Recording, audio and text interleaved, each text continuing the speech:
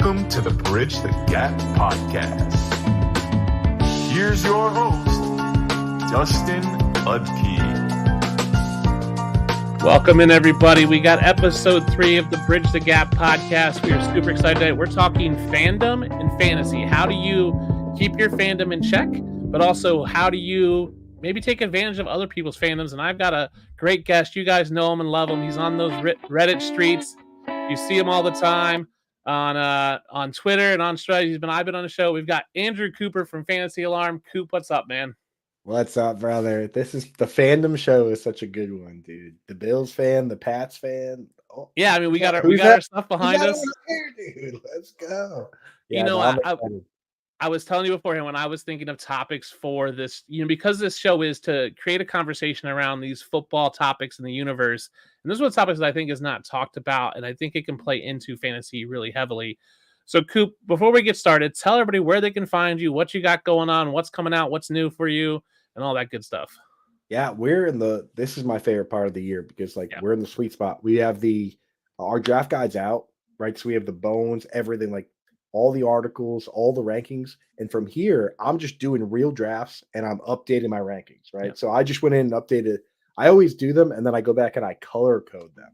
Like do I have the rankings, then I go, who do I like at ADP? Green. Who is kind of middle of the pack? Yellow. Who do I not like? Red. So that's where we're at now. So at Coupe Fiasco on Twitter, Fantasy Alarm, you find my stuff. But I'm excited to be on the show. The new show, dude. A new show, man. And you can follow what's going to be scrolling across the bottom all show. Drop a follow for Bridge the Gap, BTG_PodFF. Drop a follow for Coop and Fantasy Alarm on Twitter or X or whatever we're calling it. You do a show every Friday, at least, for the sometimes during the week. You and Howard Bender are out there. So you guys do great stuff. You had me on. You've been nice enough to have me on a couple times, so I appreciate it. And when I was looking at guests, I called you right away and was like, I want you on. Yeah, and he would have been on last week, but it was your phone birthday. Call too. It is funny because it's in this text environment, the courteous phone call, which I really enjoyed. That talking you getting that announcement. So I prefer a phone call over text any day of the week. Nice, so we are going to discuss fandom, and if you haven't watched the show, we always start this show. What exactly is the game? Well, it is not a quiz or a trivia contest, nor is it a test of brute strength or athleticism. At its core, it's just a children's game, and I would wager that some of you here this evening have played Would You Rather? So we got a classic Would You Rather. I've got one specifically designed for Coop based on his Patriots fandom. So Coop, would you rather be able to go to every Patriots home game in Gillette Stadium, but you have to wear the opposing team jersey and hat to the game? Or would you rather go to your biggest rival, whether that's Bills, Jets? Would you rather only and have to go to their home game? So you have to go to, let's say, the Jets. You go to every Jets game, home game, the Jets games, but you have to be in that hostile environment of the Jet Stadium. Okay. Can I ask a couple questions before I answer? Of course. All right. So here's the thing. As you know, I live 10 minutes from Gillette. Getting to these away games, do I have to move to New York City? Or is it we're just magically transported? Let's say hypothetically I'm just there. Yes. Okay. It's the same distance. If it takes you 10 minutes to get to Gillette, it's going to take you 10 minutes to get to the Jet Stadium. All right. But you are watching, I would prefer to be Jet at Stadium Bills in Jet section. Right. I would prefer Bills. Okay. Bills over Jets. But I don't. All right, so we're going to put you at Jets games then. We're going to put you at Jets games. Okay. Everyone wants to be at Bills games. And we're assuming seats are the same. So are you going? Oh, yeah, man. Seats are the same. But are you going to where the Jets play? MetLife? MetLife sucks, dude. Are you going there? The stadium? It's just in the middle of nowhere, dude. I think in the middle of nowhere. But are you going to MetLife? All right. I honestly have. I have a Bills jersey. I don't have any Jets jersey. No, you did. If you had to guess what Bills jersey, no one should have a Jets jersey. I'm going to guess you have an old player. All-time great. Not OJ. I'm going to say a Bruce Smith. No. I'm going to say a Bruce Smith. Thurman Thomas. Yeah. All-time great. So I think I would actually it's one of the big four. I would go to the Pats games and I would just wear the other jersey and just, the thing is, I can't keep my mouth shut at these games. I love talking to people when I go. That's why this question is So perfect for that's the you. problem I run into is because like, then people are like, "Why are you wearing that jersey?" And I'm like, "Well, it's like a thing I got to do to go to all the games." I don't know. I think I would still go. I think I would still go because, dude, come on to Jets games. Come on, come on. And if I go to the Jets games, can I wear my Patriots stuff? Yeah, you can wear your Patriot stuff, of course. Oh man, yeah. You know what? I'm gonna pick the Pats games. Even though here's the problem I have with the Pats games this year. I got to admit, I actually won free tickets to Patriots this year, and I can't go. I can't go because the do a morning show? Patriots schedule. Because I have the show. The Patriots. This is how bad the Patriots are right now. How bad of a draw they are. They don't have a single home game that's not at 1 p.m. Eastern time. Oh, Not yeah. a single one. They have away games that are the 49ers and the Rams at 4:00. They have a Thursday night game in New York City against the Jets. So they're bad. No Sunday, not even a 4:00 home game. So I can't even go, man. I had to tell the guy, give him to somebody else. So crazy, right? Unbelievable. That's brutal. I mean, that fandom, right? I agree. If I was in the situation, I would go to Bills games. Care if I would hate to wear like the Dolphins stuff because I hate the Dolphins, but I want to be in the stadium watching regardless of what I'm wearing. I maybe don't have the issue you would have of keeping my mouth shut. Like you might also get drink a few and then it comes around at times, but but in Bills games, right? I agree. That's what's fun about fandom. Right. Yeah, it's a beautiful thing. You dislike the Dolphins more than the Patriots. Oh yeah. You can't hate them as a Bills fan. You were frustrated with the Patriots because obviously Tom Brady won, but you have to go in. It's Tom Brady. Like he's the greatest quarterback ever. It's not like we lost, and we'll get into this later with our lap. The Dolphins fans are just the worst. They are just the worst. So I think that's fair, man. Fair weather. Yeah. I think I run into the same problem with Miami Heat fans. Those ones that kill me, especially as a Celtics fan because they actually managed to beat us. So yeah, I really don't enjoy those matchups. But hey, it is. Hey, we're gonna talk about it today, right? Yeah, we sure are. So let's talk about fandom in fantasy. How do you, as an analyst, temper your fandom when it comes to looking at players? Like you're a Patriots fan. How do you temper that when you're looking at things? I mean, the thing is, when you become an analyst, and this is my personal opinion, people might treat it differently, but my personal opinion is that you got to treat it like doctors, like with the Hippocratic Oath. When you become an analyst, you have to separate the two. You really do. And you could still be a fan, but you have to acknowledge the difference, right? And for people out there, because there's a lot of people that, like myself, came from being a fan. I think the trajectory is always the same when you get up to a level of being an analyst. But the way it goes is this: you start as a fan, right? You're watching most people. You're watching with your dad. You're enjoying football, right? Like that's your team. And then once you start playing fantasy and you get on Twitter, you're a fan of your players and you want to defend your team and also your players. Like you draft your guys, you want to defend those guys, right? Then after that, once you get into the analyst realm, you become a big defender of your takes, right? You say to yourself, "Oh, this is my guy, so I got to defend it."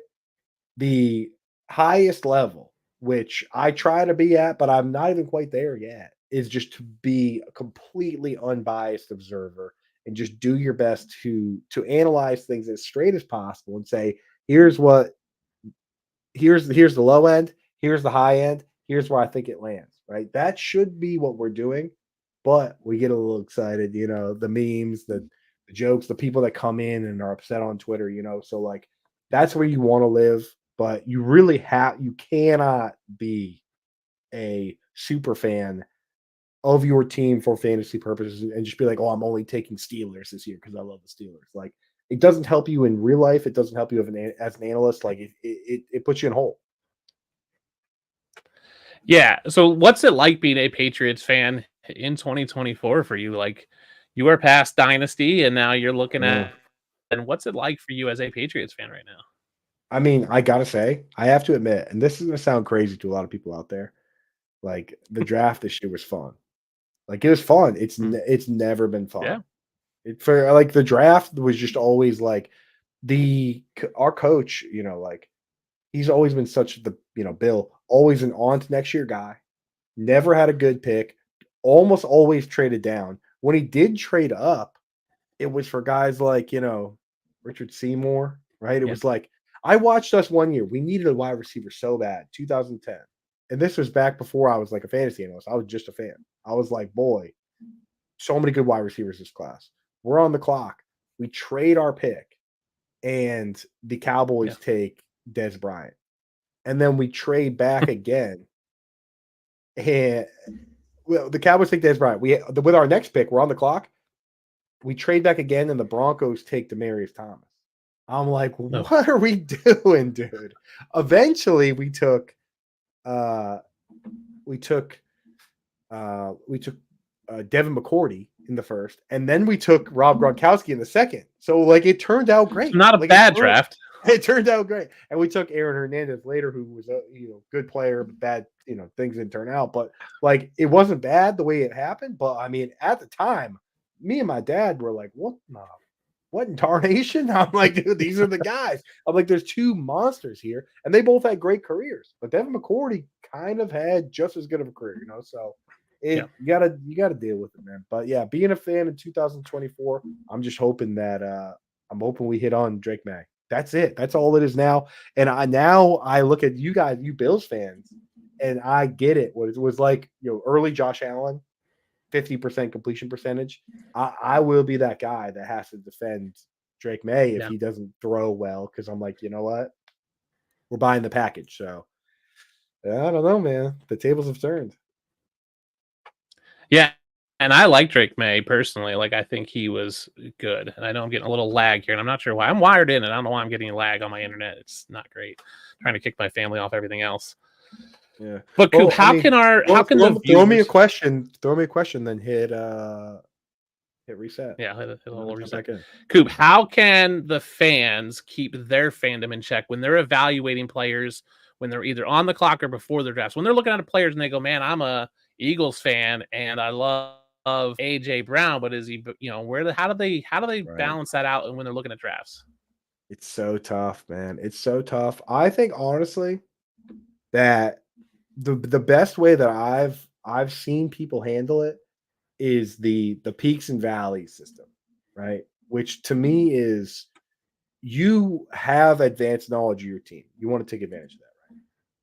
Draft the guys that are the best players on your team that you know are good and you trust them, right? Yep. And that's worked. I mean, in New England, in my hometown league, two guys won our league on two different occasions, drafting Tom Brady and Rob Gronkowski, and Rob Gronkowski scored 18 touchdowns. And then another year, the same kid, no, it's a different kid, but he drafted Tom Brady in the first round, and then he took Randy Moss. And Randy Moss scored 23 touchdowns, right? And those guys won the league, So we also had a kid that went 0 RB for the first time when no one used to go 0 RB. And he drafted LeGarrette Blount, and he scored 18 touchdowns, right? So sometimes it does work. But I would say peaks and valleys is the trick, which is draft the stars. Do not get suckered into the players you like that are not good, that are okay. And then if you actually do hear steam, like you guys out there, if Sal's talking somebody up, right, then go ahead and grab them with a very late pick and maybe take advantage of that. But do not get suckered into drafting. Dude, I'm playing this game a long time. Dude, someone used to draft Troy Brown every year, right? Like somebody used to draft all these, like Terry Glenn. Terry Glenn was okay, but it's like, these players, like you get sucked in, so you got to be very careful. Yeah, I agree. I think there's the term homer in your league is definitely something that comes across, and you don't want to be a homer in your league, but I do think there's times where you're right. You do have to draft the stars, right? If I'm sitting there, so Scott Fishbowl, right, the big tournament, I was like, I'm taking 1-on-1 because I want Josh Allen. Like, he's worthy of that spot, so I'm going to take him, right? And I think it's not at reaching ADP. for the guys. Yeah, if they're in that same tier in your tier-based drafting, right, and they're in that ADP range, I have no problem with you taking a guy from your team I do think there's this sense where you don't want to be the homer and have all of a sudden you have like 5 Bills players if you're a Bills fan, right? Like where you have all of a sudden have Allen, Kincaid, Shakir, you're drafting Curtis Samuel late, like you're just trying to load and you're just like you can't start them all every week. It's just not that's not the optimal lineup. So I think trying not to be a homer in your league is super important. You are One going of to the, hear one of the secrets, though, if you do want to be a homer and it's not a big money league, yeah, draft the kicker, draft the defense. draft the kicker, yeah, You kicker know and what I defense. mean? That's a Patriots great way. It's like gives you a little something. Although I will say, drafting the kicker, you think that's fun. It's not.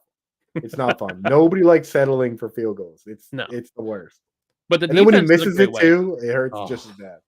Yeah. I mean, the defense is a great way of being a homer because I think Right. you can get the defense and then you're happy when they make a play that doesn't affect the rest of your best. team. Nothing worse than like having Josh Allen in like a Kincaid stack and all of a sudden the touchdown goes to Dawson Knox. So, I love Dawson Knox, but that'll get you. And it is tough when you are in, especially if you live in the market. I'm lucky enough I don't live in Buffalo. I live in Wisconsin. So I'm not hearing the sports talk radio Buffalo every day. Like when you're in the market like you are, you're hearing it sports talk radio all over the news. Like if you still got a newspaper, like I'm sure your local like Facebook feed is just full of all Pat stuff. So it's hard to sift out through that information. But let's face it, Coop, there are homers in leagues. So how would you take advantage of a league where there maybe are some homers? Dude, the number one way, first of all, the number one way is auction. If you're in an auction league with homers, right up the flagpole. Yep. Right, every time, dude. Every time. Always pick the hype players. Always get them up there because, dude, they'll go. The thing is, at the end, if you wait till the end of drafts, like say I'm in New England, right? Yeah. Javon Barker, like if I wait until the end of the draft to put him up the flagpole, he might still go for $1. But if I put him up early, $4 or $5. $4 or $5, yeah.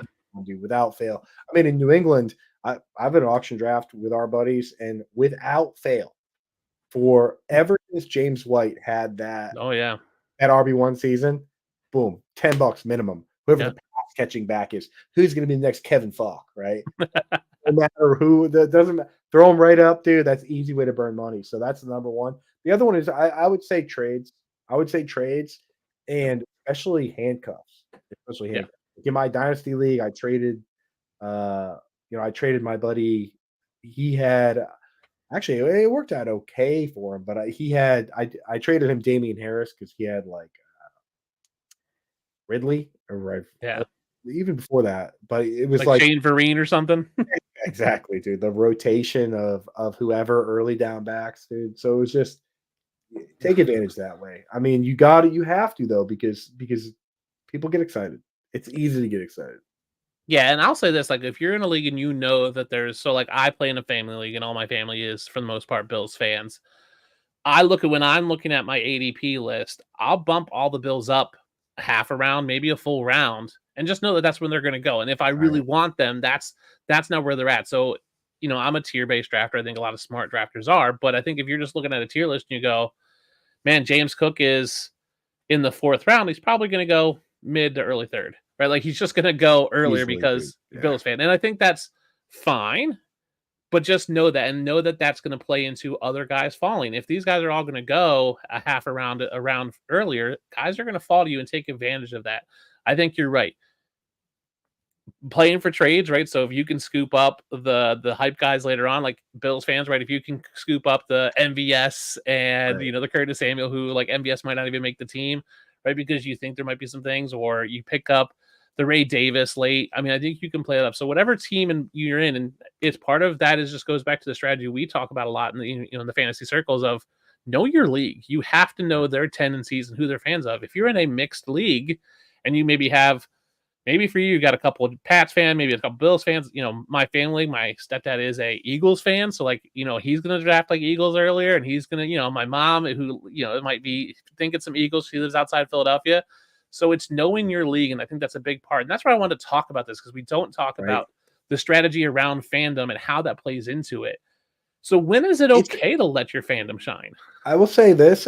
So it is, especially like for these type things, you also have to remember that if it is a marquee player, right, especially with a big name player, and I've actually been leaning into this a little bit with if I'm in the tiebreaker in like a league where I know people are really active, marquee names, if you want off that ride, it's so much easier to get off that. Yes. It's so much easier to get off. I've been talking about this with a player that I don't usually draft much, but George Kittle is like guys like George Kittle, Derrick Henry, right? Yeah. Like if you're 2 games in, there's a big difference. Like, so take Kyle Pitts, a guy that has kind of a negative connotation on his name now.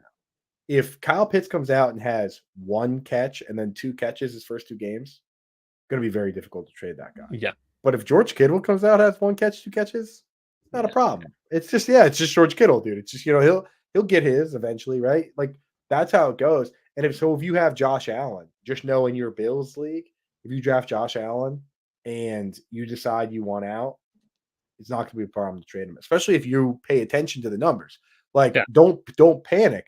But let's say, Dustin, you draft Josh Allen and you notice first couple weeks completion percentage is back to not necessarily pre-Diggs levels because that's like 50%, but it's down and he's not running as much and they're using Ray Davis. You can get out from there, right? Yes. Some will take him, but you know the difference between what's real and what's not. So I would perceived value is the biggest thing. Make sure that if you're going to go in, that you either truly believe in the guy or you have some sort of perceived value parachute to get out. Yeah. So is there a point in fantasy where you can let your fandom like freak flag fly? Like, is there a point where you can do that? Is that okay? I mean, and where is that for you? I think for me, especially because for instance, I'm a Patriots fan, right? Yeah. And I've done a lot of research on tight ends. And for me, Hunter Henry is a guy where he's good versus man-to-man, right? He's been good in the red zone. He has a high ADOT, third highest ADOT of anybody. They had 25 targets or so last year behind only Pitts and Kittle, right? The one thing is he doesn't get a lot of quality targets, doesn't get a lot of manufactured touches. So Alex Van Pelt comes in. Patriots had 0 screens last year. Alex Van Pelt ran 20. Like for me, I get behind Hunter Henry, not even because he's a Patriot, but because I think it's a really good play. But if he does blow up, I'm also a Patriots fan, right? Yes. So I'll be hitting up Scott Zolak, being like, you know what? So on the call, let's get a Hunter in the hen house. Like, let's get fired up. You know what I mean? Like, so I think that's the way it goes. Is that like, especially like for you, if you were really in on Curtis Samuel or Keon Coleman or Khalil Shakir, which I would love to know. Coleman and Shakir. Now, if you remember last year at the Expo, I talked up Khalil Shakir big with you and Matt Deutsch. Yes, and absolutely. And that's the thing is that with Khalil Shakir, like the barrier, especially in Dynasty, the barrier for hit is low. So much lower. Yeah. It's so much lower because the hit rate for those guys is insanely low. It's like 5%. And when you take out all the troublemakers like Tyreek Hill and Antonio Brown and Brandon Marshall and Pierre Garçon was D3. Like when you take all those guys and Julian Edelman was a quarterback, then when you take all those guys out, the hit rate's like what? It's like 3%. Yeah, so if Khalil Shakir hits, then dude, awesome. You know what I mean? So the hard part though, for I think the average fan is trading those guys away. But for a guy like you, I don't think you would have any problem. No, and I think that's the hard part, right? Like me and you as analysts who spend a lot of time researching things, right? Like we are in the deep work. We're in the deep end, right? Like we've been talking football since we never stopped, right? We don't stop all year. But you got a lot of people right now who are coming into fantasy who are going, what do I do? Is this what's real, what's not? And that's where I think, listening to shows like this, listening to your Fantasy Alarm show will really help you weed through a lot of the noise that's out there. And we talked about this. I talked about this last week about training camp buzz. There's just all this noise and how do you sift through it? And fandom is not just a fan of your team. There's players that you just are fans of, right? And that could be guys who won you a championship a year, right? So name recognition, right? Like, oh, if you had, James White and he blew up for you or whatever it is, like those guys who are sleepers, that's also way. So for me, when I'm looking at when do I want my fandom to show through, it's whenever I draft my starters +3. So my starters +3 bench guys. At that point, ADP's out the window. It's like, get your guys. Like, I've got my starter set. I've got 3 guys on my bench that can rotate in for bye weeks or injuries and cover that. Then I'm like, okay, I'm okay getting my guys. Like, let my fandom flag fly. Let me go out there, get my guys, and kind of get my guy. You've been drafting. I've seen your drafts where you're like, hey, I'm going to get a guys around above ADP because I want to get my guys. Mhm. I think it's okay then because you have your lineup set, you have your starters, you have a couple 3 rotational guys, and you can go and get some guys maybe a round or 2 early of ADP, not like 2 rounds, but maybe a round early, and just get the guys that you want. If there's a guy that you're, used to be on your team that's now like, if you're a Bills fan and you like Diggs still and you want to get him, or you had Nico Collins last year because he went like. Maybe he's a little early, but there might be some guys late that you maybe went to the college you root for, and you're like, I loved watching him at Tennessee, and he's now playing for this team. So I think that's part of fandom because it's not just the team you're on. I'd be remiss if we didn't talk, since you are a Patriots fan. It sounds like the Pats are out on Brandon Ayuk. Where are you on the Brandon Ayuk? Obviously you probably want him as a Patriots fan. You want him. Everybody wants him. I want him as a Bills fan. I've been trying to get the Bills to get him forever. So the reason that I would be in, typically I'm not in on part of it is that you got to remember with these guys that when you're buying a guy to pay him, it costs less, right? Like DeAndre Hopkins, people dogged the Texans Cardinals trade, but they gave a 2nd round pick and David Johnson for the right to make him the highest paid wide receiver in the league. Yeah. Right. And that's what you're doing with Ayuk, right? Like he wants the big money. The reason I'm in on it, typically I wouldn't be, is that the Patriots have the money. Like you can front load the contract a little bit, pay him, make him happy. I know no one's ever happy. Look at Tyreek Hill now. Wants another deal. Already got another deal. And then I don't know what the Dolphins were just like, here, have some more money. Like, just here, have some cash. Dude, with a guy like that, you kind of got to do that, dude. He was like, hey, I've got 3 more kids on the way. I need some more cash on hand. He's crazy. That guy's a legitimate crazy person. But the thing is, if you get the crazy people happy enough, then they're that good at ball. When you're producing almost 2,000 yards, you get whatever you want. You can be as crazy as you want to be. Mike Tomlin needs to write a book on keeping crazy people happy because how did he keep Le'Veon Bell and Antonio Brown? And he made Big Ben look like the responsible guy somehow. It was just like, dude, like those guys are monsters, dude. You know what I mean? He gave Big Ben that I don't know if you've heard the story. Big Ben has like a secret locker room in the locker room, like a little from his locker. There's like a little door goes like a little room back there. I remember one game against the Jaguars. The Steelers were in a position where they could take a knee and end the game. Yeah. And all of a sudden they throw a screen pass to Antonio Brown. And then he runs for like 8 yards and then they take a knee. And I'm like, what the heck was that? I was like, well, what was that? I was like, the game was over. Turns out that he had some sort of record going of 5 catches and 45 yards every single game or something. And they gave it to him. And Mike Tomlin was like, yeah, well, he's crazy. So just make him happy. Like, well, here's the thing. This guy's absolutely insane. So he figured it would actually be worth it to potentially lose the game than lose this guy, So like, I don't know. But what was it? I don't remember what the initial question was. We were just talking about fandom, but let me ask you a new question. We've talked that fandom can be your team, but it can also be just guys that you are irrationally in love with. So give me a couple guys that you're just irrationally in on this year for the analytics, and maybe the numbers don't say it's going to be good. Maybe the opportunity is not good, but you're like, I just like this guy for whatever dumb reason it is. Yeah. So I have so much analytics out there. Yeah. That I do actually want to talk to you about spite picks. There were some players that I will halt myself on overdrafting, or like I'm not going to write an article. Like I'm not going to write an article saying here's why I'm rooting for Zeke Elliott this year. Yeah. Right. Like I would love to. I looked at all the numbers, I looked at all the metrics.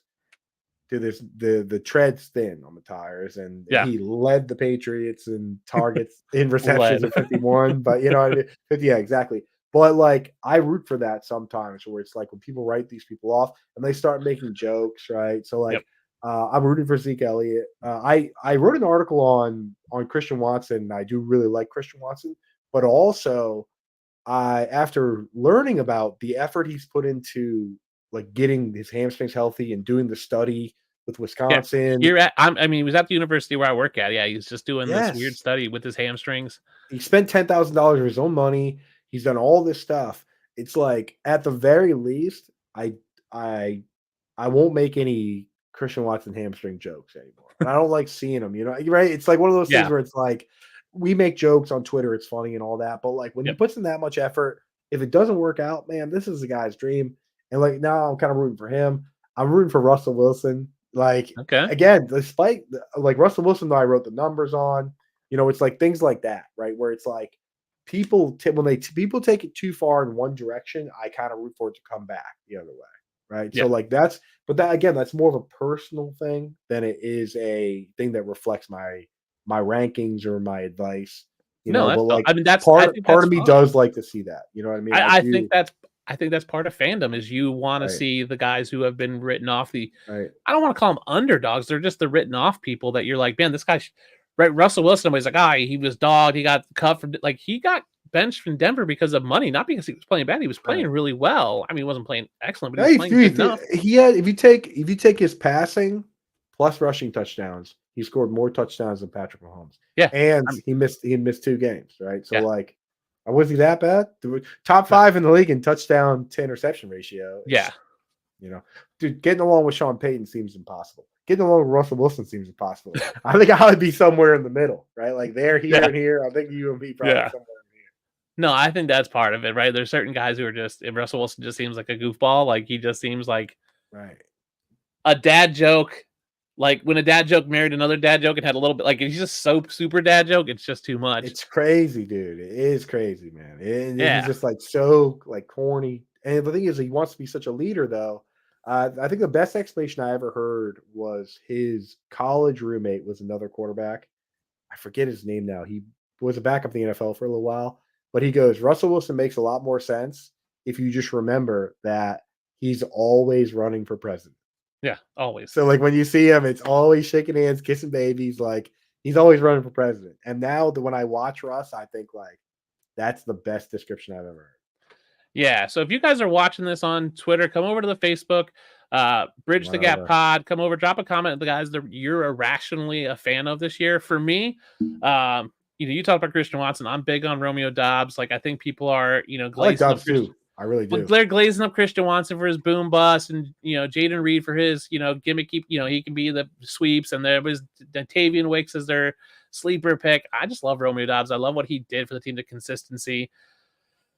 Everything I look at says Chig Okonkwo should not be good this year. Right.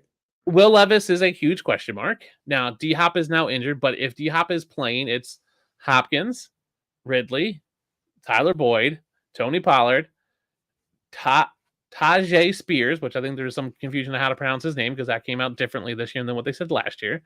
And then you have Chig Okonkwo and you have Callahan coming over from Cincinnati, where Cincinnati didn't utilize the tight end much. So it's like, man, everything says Chig Okonkwo shouldn't be a good pick, but I can't help myself like rooting for this guy. When I watch him catch the ball, like his just like I would just rumbling and fumbling forward. Like he catches the ball, he's gonna get 10 yards every time he catches the ball just because he's just electric. And then I get it. He's behind Jamar Chase. He's behind. Before you go, Chig, man. I know Chig's your guy. He had a couple plays, dude. A flea flicker he was missed on. Yeah. Another play, another wheel route on the sideline, man. He's just such a fun player. I'm with you. I don't think he's going to be like a tight end 1, but I think he's going to be a great rotation in my lineup. Because when you look at guys that have the ability to break off big plays, he is one of the few guys. He's one of them. Okay. And then my last guy is behind Jamar Chase. He's behind T. Higgins. Andre Yosevach, I think, he impressed me at the combine 2 years ago. Comes from Princeton. I grew up in that area. That Ivy League smart dude, just is super fun on Twitter. I've been a fan of his since the combine. I want him to do well. I think he's going to be the third receiver for the Bengals this year.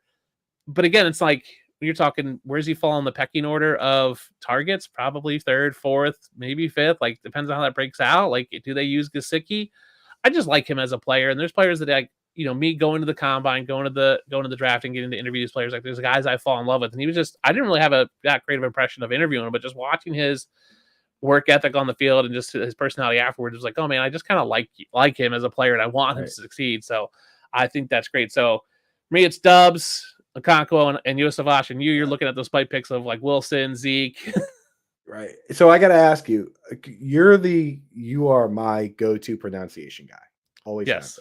Okay. So is it Tajay or Tajay? So last year, the official pronunciation guide they put out said it was Taj Ye, and now on this year, the one that the Titans put out, it's Taj J. So like, so it's like Tajay. So like, it's a ZHA at the end. It's like a So just J. just say it really fast. Just say Tajay, yeah. Just say Tajay. Say it real fast. Yeah, the one last year was like Taz, Tawz, and then Yay. So it was like Taz Yay, and I was like, that seems not right at all. And I have two more. Is it Andre Yoshivas or Yosivash? I think it's Yosivash. I'd have to pull it up. I'm waiting for the new. People keep calling him Yoshi. People keep calling him Yoshi. Yes, they call him Yoshi. But then they say Yosivash. So yes, they call him Yoshi. I looked last year. The official one came out September 8th. So I'm expecting the new one to come out in a couple weeks. Okay. Usually after preseason, once guys get cut, I'll put the new one out. I said I only have one more, but I have two more. All right, what do you got? It's Javon Baker, right? Not Javon Baker. Okay, because people keep saying Javon, even local guys. So it is Javon. So what's weird is that when the NFL, so 2 years ago I made my own. I was like, let's dig through all these resources. Last year, the NFL media guide says Javon. Yes. And so what happens is I went through all the media guides 2 years ago, and then last year the NFL put out an official one. So I was like, great, here's the official one.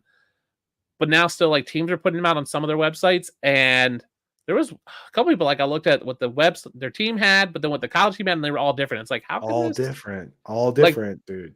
Devon but that happens though. Changed. People change it though. People change it. I remember there was a hockey player famously played for New Jersey for years, and then he got traded to the Wild, and he was like, "No, totally different." It was Zach Parise. Parise, yeah. But it's Parise though. When he went to the Wild, and he's like, "It's Parise." But for years he was Zach Parise, which it's so funny that in New Jersey he's Parise. And then he goes up there and he's that's the thing with Travis and Jason. It's technically Kels. I know. It's not. It can't be. Sorry.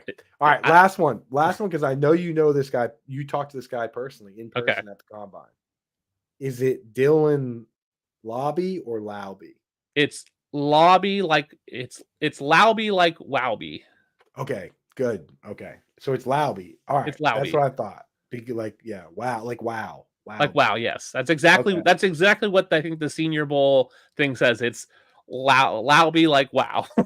Wow. I'm telling you, everyone's saying Lobby with that one too, and I'm just now it's getting in my brain, and I don't want it to be another There's a few names where I just rush through them. Come on. Yeah. You're Dylan Lobby. Come on. Yeah. But no, I want to say it right though. Let's be the people that say it right. And we got some different, especially when you get on defense, a row. Yeah. It's come on, man. Such a Scooby-Doo ass name, dude. Even Chig Okonkwo, it's Chigoziem Okonkwo, and he was like, just call me Chig. He's like, I'm just gonna shorten it to Chig. It's easier. Thank you. Thank you, dude. Remember the guy for the Steelers, Chris Fuma Tuma Ala Fala? Oh yeah, it's something. So yeah, I'm waiting for the official one. If the official one doesn't come out by the September 10th, I'll make my own. And I'll put out a pronunciation guide like I do every year. I send it to you and Bender every year. So I need it, dude. We need it, man. We send it's it just around so funny because the local guys, get it wrong. Yeah, we send it to Jacob with Sirius XM. Yeah, and then so I put it out on my Twitter. It's I usually pin it at the top and just hey, it's free for everyone to use because these guys are putting their bodies on the line. At least what we can do is try to pronounce their names right as best we can with what they give us. Now, Devon Achan was the big one last year because he changed it midway through and it was right. And the best one of all time is our friend Linda on Twitter. Yeah. Her real name is Lindell. Yes, but it looks like Linda Lyons. It looks like Linda, and people just kept calling her Linda, and she was like, "That's it. My name is Linda." That's why Linda TM there. Her name's actually Lindell. Lindell Lyons. So. All right. I mean, we all can't. Glad we sorted that out. This is the stuff though that people is to me. I love chatting with you about, dude, because we're gonna get it wrong. You get in your head the wrong way, and then next thing you know, you're being disrespectful. And for you, it matters more for you than me because I'm here, and it's we do video, whatever. But you're there at the combine, dude. And it's if you want somebody's time and you say it wrong to them, man, it's you're not gonna get their attention, their time, their genuine answers. We need that. Yeah. And people on Twitter, I mean, people mess up. My Twitter handle is the D Unit 13. People go the done it. I'm like, close enough. Like you got it. Yeah, good enough. I think I've So, actually said that before. So people have said all the time, and I don't.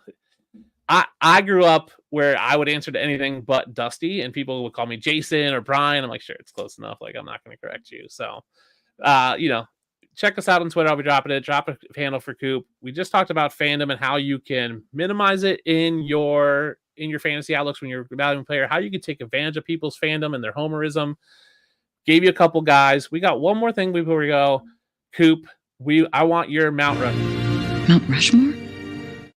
Yes, your Mount Rushmore. We're going to do 2 of them. I want your Mount Rushmore of best fan bases in the NFL. In the NFL. I will give this isn't even for you.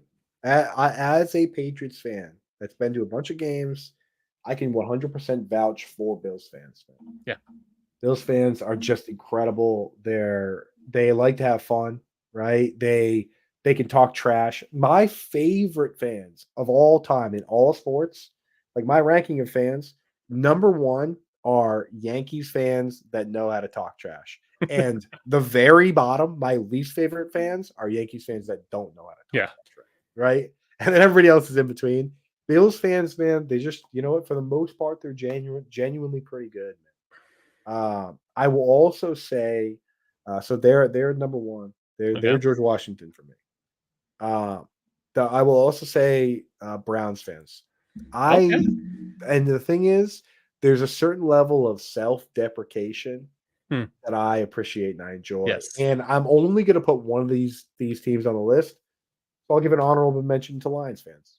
Lions fans getting a little over their skis though lately. A little bit, yeah. They're getting out there, especially now they set the record for draft attendance, and they're getting a little big for the britches. Out there a little bit, So be very careful, you lovable Lions. You got to continue to be sweet angels. But Browns fans, they just make me laugh. They make me laugh because they're, for the most part, they know. It's like they're in on the joke. Where it's one thing to be the Jets fans and we'll get to this, but we'll get to this. But anyway, it's like it's one thing to be in on the joke. It's another thing to be like the smelly kid that's like, dude, I don't smell. I'll fight you. Like it's okay. And then the last one, you get 2 more. I've gone. Oh, we're doing how many? Are you putting Lions on for sure on your Mount Rushmore? I will put them on then because we're doing 4. I'll put them on there. So it's Bills, Packers. Oh no, Bills, Browns, Lions, and my last one's Packers. And honestly, people, that's as good. This might be controversial. But my personal experience, and again, Packers fans on Twitter, I've seen the way they are. They are very loyal, and all their players are kind of homegrown players. Yeah. And for the most part, you see them to continue to root for their guys. And in terms of hospitality, I'm not sure if you've experienced this because you're out there. In terms of hospitality, my experience is that it's good, but I'm willing to hear the other side of it. Yeah, we'll get to that. So I'll give you my Mount Rushmore of good fan bases. Obviously, I have the Bills one. I've been to a couple Bills games. They are just like you can walk up, even if you're in a Dolphins jersey, and they'll feed you, and it's just man, they're cool. It's just fun. I'll go with the Bengals. I think as much as I don't like the Who Day, I think Bengals fans, like when the Bills and the Andy Dalton and the donating to charity, I think that was really cool. So I have a soft spot for them. I'll put Seahawks fans on mine. They've been good, but not great, and they never seem to get there. But the fact that they have the 12th man and they're just loud and ruckus and they support their team, I can't knock them for that. And then my last one, I'm going to go with the Texans. They're a young enough fan base that they haven't had the decades of losing like a Browns or a Jets. So they they're just like, hey, we're just excited we have a team again. Right. They're just excited they have something. So I like the Texans, and I think what they've got, like they've only been around for, I don't know, 20 years maybe, and now they're good, and it's like, oh, we're good. It's like, yeah, you don't understand what that means, but they don't have any bad habits that I'm like, hey, I hate this about you, which we'll get into now. We were in a mock draft earlier today, and like Jim Coventry and Harry Bender were talking about how old they are. And I jumped in the chat and I was like, because Hutchinson Brown was in the draft. I was like, they're like, oh, I'm so old, blah, blah. I'm like, Hutch is younger than Texans. I think Hutch is like 19 or 18. The Yeah, Texans Hutch has never lived in a world where there are no Texans. I'm like, the Texans are 24. Hutch is not. I'm like, you guys are how old you are. They're all these players. Right? I'm like, Hutch is younger than Texans. So yeah, if you're watching on Twitter or if you're watching YouTube, drop it in the chat your NFL fan base Mount Rushmore of good teams. Coop, now give us your Mount Rushmore of the worst fan bases in the NFL. Yeah, so I have to go first and foremost with the Jets, dude. Even as a Patriots fan, like even if I was unbiased on this, which I'm not. Yeah, they are just. What is the matter with them, worst, dude? Honestly, they're just delusional. I honestly think the problem is that they are also like whether they're Yankees or Mets fans.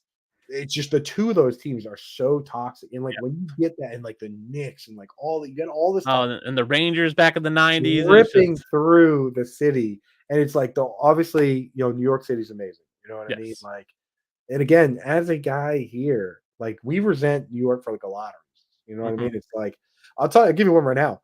When their good band comes, they go to New York on Saturday, and they come here on like Tuesday.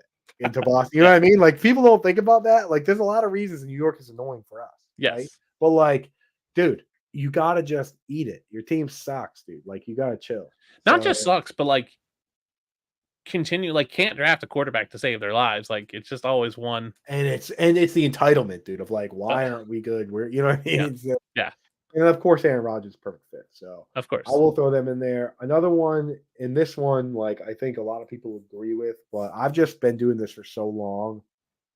The Eagles, the incidents. Let's talk about the incidents with the Eagles, right? Because like going back to the batteries, they threw batteries at like throwing batteries.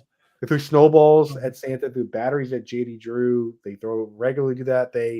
I've seen a guy in a Tony Romo jersey, white Tony Romo jersey, leaving just covered in ketchup and mustard. Do you saw that? Yeah. Like it's just like, you know what I mean? The city in general, they beat up. There was like a robot that was going around visiting the whole. They killed the robot. They killed that robot. It's like, but they know who they are, though. You know what I mean? So I grew up outside Philadelphia. I don't think they would take umbrage with that. I don't think they would have a problem. I agree. I grew up outside Philadelphia, so I have family members and friends who are Eagles fans, and right, they do. They just go, "Yeah, we killed a robot. Yeah, that's what we do." And like, yeah, you have to grease up the poles, otherwise we're gonna climb them and like tear things down. Right. They do take pleasure in that. Like there was in the old stadium, there was like a jail in the old stadium. It might be in the new stadium where they're like, hey, we're just gonna put a jail in because we have to just keep locking people up during games. It's that fandom that becomes almost too much where they're just like rabid. Like whereas Jets go delusional, Eagles fans kind of go like, we're just gonna be around, like we're just gonna like when you're like the most famous sports icon in your city is a fictional boxer in Rocky. That says a lot about you, right? Dude, wasn't like Joe Frazier from there? Like there's a ton of boxers. Yeah, there's like real boxers from there. And a ton of real like good athletes. Like the Flyers were good. Like you got Sixers back in the day, and you're like, nah, Rocky's the guy. Yeah, okay, dude, cool. Unbelievable. Who's played by the same guy who played Rambo. So I think that kind of like filters in a little bit. Like, yeah, we love Stallone. He's like also Rambo, like First Blood. Yeah. Dude, just ridiculous, man. So, but the thing is, they own it though, so I'll give them that. And they do own it, which is Patriots fans can be annoying too. So whatever. There's some obvious ones that I'm gonna maybe leave for you here. I'm taking them. I'll go internet wise. Giants fans are they've been, to me personally, have been brutal, man. I mean, how about supporting your own players? Dude? Like, where's the support for dude? Where's the support for Evan? Evan Ingram got voted to the Pro Bowl and they were mad. Yeah. And the thing is, it wasn't the fans, so he didn't get the fan vote that year. TJ Hawkinson did on the Giants. The players and coaches voted him to the Pro Bowl, and they were like, nah, dude, F that. He dropped that pass against the Eagles, dude. Yeah, it's like, dude, shut up. You know what I mean? And they also go, I mean, I imagine for you as a Patriots fan, like the 2 Super Bowls, right? It's like, Eli beat Brady's 2-0. Like, it's just like, okay, you won 2 Super Bowls. Like, I get it. And the Daniel Jones like, it's like the wishy-washy homerism stuff. And just like, it bugs me, man. And the Tommy DeVito. The two teams, man, the Jets and Giants. It's like, man. Who's your fourth one? Yeah, my fourth one, I think, honestly, and this one's going to come from a place of kind of the opposite of everything I've thrown out there. which is the Falcons, man, and they just Ooh. don't show up. Dude. They No. don't show up, and I will say this year is the first time. And you know what? If you're an owner of a team and your fan base has never bought all the season tickets, Yeah. ever, and then you do pay a gazillion dollars for Kirk Cousins, and then for one time they do sell out the season tickets, I'm not sure if you should be proud of that or a little bit embarrassed, man. I'm not sure. I mean, I guess you should be proud. Hey, you spent the money. Yeah, you paid Yeah. you paid the price. You But paid the if they price. don't show up next year, I mean, boy, like they don't show up, dude. I will say, dude, because we watch a lot of, like not just the games, Yeah. but like the all 22. And when you watch the all 22, you get some very weird camera angles. Brother, there's nobody at those games, dude. There's No, nobody at the games, man. And it's and what's nice out. crazy is It's a dome. It's just like and it's cheap. Like food, you saw that. I don't know if you saw the spread cheap, this week on dude. Twitter. It's like $20 gets you like a beat. Everything. $20 at like a Bills game is going to get you a hot dog and a soda. Like you can't, like, the food at Mercedes-Benz Stadium is so cheap but also good that, like, how do you not just go? Yeah, we're going to go. It's just a fun family outing. Like, the tickets aren't I expensive. would The food love is cheap. that, bro. Yeah, I would love that that. too. We used to That's a good drive one. down, dude. We used to drive down for weekends to all the way to DC, dude. No joke. We did this 3 times. And we would go to a Nationals game on Friday and Okay. then an Orioles game and then either Okay. Nationals or Orioles the next day. And it would cost us a total of $20 for the Yeah. ticket. Which Fenway Park at the time, So $200, ridiculous. dude. Like Yeah. it was crazy. We go down and buy. For like, I'm not kidding. We went to like 9 of those games doing that. Yep. And for 5 of them, we sat front row. One time we sat front row behind the dugout, and the 3rd inning, somebody shows up and they're like, "Oh, you're in my seats," and they go, "Just move over 2 seats." Yeah. Those people never come. And when I see, like, just because how expensive tickets are up here, Yeah. when I see that on TV, I'm just like, dude, that's so. I would Get it love to go. I would love to go to that. You know? Yeah, I agree. This sucks. I'll give you mine real quick. So number one for me is Cowboys fans. Like they're just so they're another one that's like I can't put them on my list before you go because I'm a Patriots fan. And so when us and the Cowboys are kind of 2 dynasties. kind of in locks. I couldn't put Patriots and 49ers on my list, but go on. It's your time. It's just for me, it's just this like, oh, we're America's team. It's like you're not America's team anymore. Yeah. Then for me, it's the Jets, right? Like as a Bills fan, I can't Yes. stand the Jets. Same reason, like they're delusional. I'll also go with the Dolphins. And for me, it's that living in the past of like, oh, we had an undefeated season. It's like, yeah, 40 years ago, none of you guys were alive for that. Stop. You can't claim that. It's like the Yankees, like, oh, we had Babe Ruth. Like, yeah, that was like 100 years ago. Stop it. Like, Oh stop my it. God. Like, I what just have you want done to lately? punch Mercury Morris in the face, dude. Oh yeah, I they never pop want to see champagne Mercury every Morris. year. I Yeah, never want to it's see just Mercury Morris's face again, dude. no, and like that's the thing. Like every year, wow, we were the last team got to beat. No, Shut up, stop dude. it. And with Jets fans, and so I feel this way a little bit about Eagles fans. I hate spelling chants. The JETS Jets, EAG. Like I hate those chants. We don't do it. We don't. Pats don't do it. We never do PATS. Pats. No, like why? It's stupid. Dude. No. It's dumb, dude. And then my last one is Packers fans. Okay. I live here, so I get a lot of them. They're nice. They are accommodating, but the whole like, I'm an owner of the team, and I've got your piece of Right. paper don't mean squat. Like let's just face it, your piece of paper was a way for a team to make money. They've divested those shares so much that you can buy a share now, and it's like $80, and it's cool to hang on your wall. Like let's be, if the Bills sold shares, I'd buy one, but it's like Right, I don't of think I'm course. gonna. They actually think they're actually owners. Like I'm an I actual know. owner. It's like you're really not. You're just not. I Stop know it. how that. I could see that though, because like when you live out there, a few bad apples will spoil the bunch quickly. Yes. Yeah. And there's right? just nothing else out here. Like once you get past like Madison, Milwaukee, like you're just in the middle of nowhere, Wisconsin. It's like we drink and we watch Packers games. It's like that's what you do. And it's that the whole owner and I like listen, Hoove, when you're watching this, like I know you guys are owners and I know you guys have certificates, but like you don't actually believe you're an owner. There's people who would literally believe like I'm an owner and I'm gonna get on the conference call and I'll make my voice. It's like, dude, you own 1,000th of 1,000,000th of a share. Like stop it. You have no say. Yes. Yeah. Well, dude, I'll tell you, for people listening, I want to know anybody that watches or listens, if you're from Connecticut, I want to know your experience because have you ever heard of the Connecticut with football? No. Connecticut is like the great battleground state. Where Okay. like there's like the part closest to Rhode Island and Massachusetts, because Connecticut Yeah. borders were not like. Well, There's they're a also small anyway. Yeah. yeah, Patriots contingency, and then there's like the Giant, like it's very heavy Giants country, but there's also a ton of Jets fans. And my buddies from Connecticut that like came up to college up in Boston, Mm. they were the people that were most adamant. They hated the other teams. But even before the Super Bowls, the Giants fans hated the Patriots fans. Yeah.